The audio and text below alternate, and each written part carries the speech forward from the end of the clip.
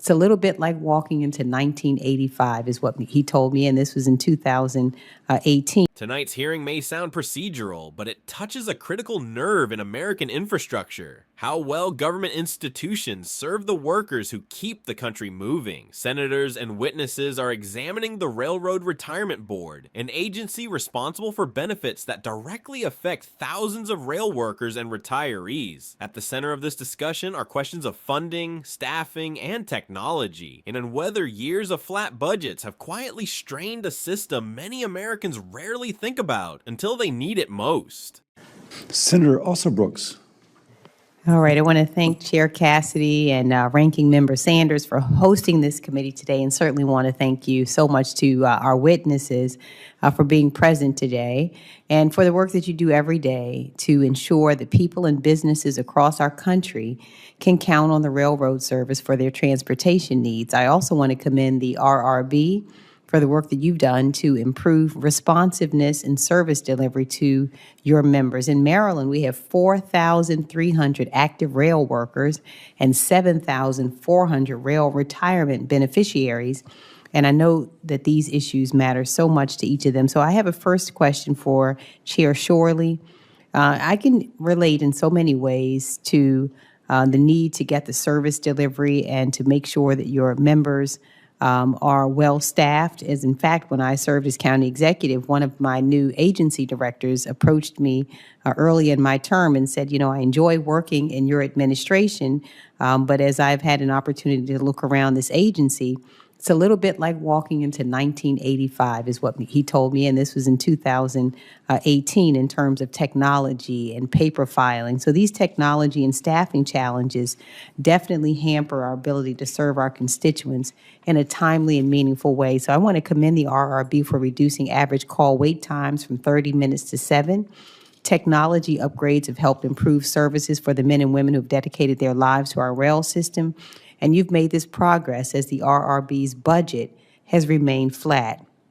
And you continue to face the challenges of a 21% reduction in field office staff and a 58% increase in the number of benefit applications received. So I understand that your $170 million budget request will help increase. What's unfolding here is a familiar tension in government operations. On one hand, agency leaders are being praised for measurable improvements, shorter call wait times, and better responsiveness. On the other, they're describing limits that money alone can't immediately solve. Hiring freezes, outdated systems, and training timelines mean that even approved funding may take years to fully translate into better service. This raises a broader question. Should Congress focus more on short-term relief or long-term modernization? And when agencies are forced to choose, who ultimately absorbs the cost, the institution or the people it serves? Increase staff and improve technology in the short term, but what will you need in the long term to ensure the high quality level of service that your members deserve and that I know you're committed to providing? So short term and long term. Short term, we don't even have the money to pay overtime.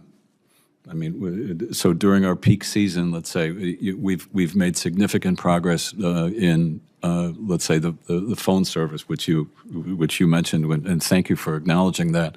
But still, as Mr. Joines pointed out, you can still wait for as long as 2 hours to get a phone answered during our peak season, which is tax season, and people have lots of questions around that time. Obviously, we don't have the money to pay overtime. So our call system, maybe this is a little too much detail, but our call system is a national system where we have people on the East Coast and the West Coast. We could pay overtime to the people on the East Coast to answer questions from people on the West Coast, but we don't have the money to pay overtime. I mean, we've been in a self-imposed hiring freeze since at least 2023. It's not a recent thing. It's not a recent thing that we've done. So long term, I think the single biggest investment that would pay long-term benefits is the technology development, and that I think is the answer to your question. I mean, again, long term, we could hire 20 people in disability tomorrow, if we had the money for it, it would still take 6 months to 2 years for them to really get fully up to speed on what they need to know to do the job. So there's some immediate needs, and then again the longer term. I think the technology investment is probably the single best long-term investment that we can make. Thank you. And Mr. Joins, I want to thank you as well for your service to our country and for all the ways that you've continued to serve throughout your life.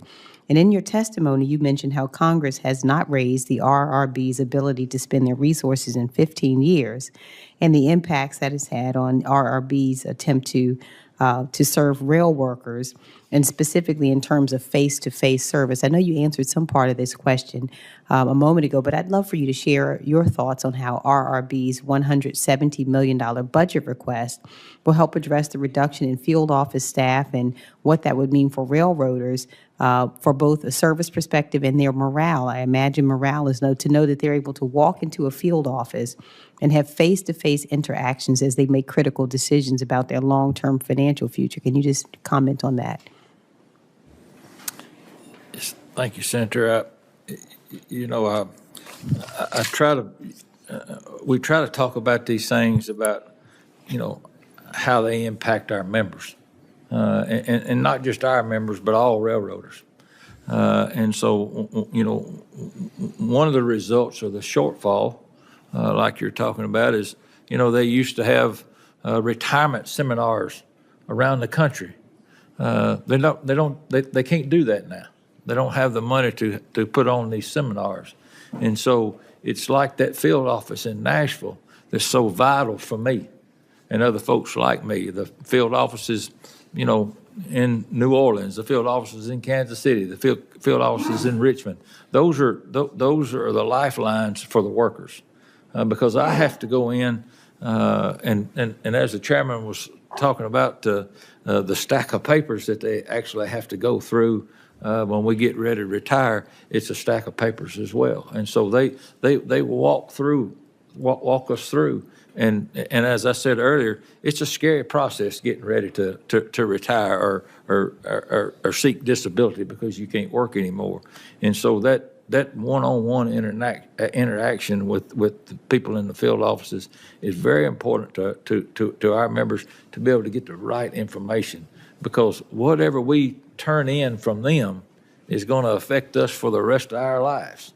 So you can understand how important it is to have the opportunities to get that one-on-one connection with the field offices. Thank you so much. This exchange highlights a larger reality behind budget debates. They're not abstract numbers, but decisions that shape how real people navigate retirement, disability, and financial security. For railroad workers, face-to-face guidance isn't a convenience. It's a safeguard against life-altering mistakes. As lawmakers weigh funding requests, the outcome will signal whether service access is treated as essential infrastructure or an optional expense. What's your take? Should agencies like the RRB prioritize technology upgrades, staffing, or both? Share your thoughts in the comments. And if you value clear, fact-based breakdowns like this, be sure to like, share, and subscribe for more informed analysis.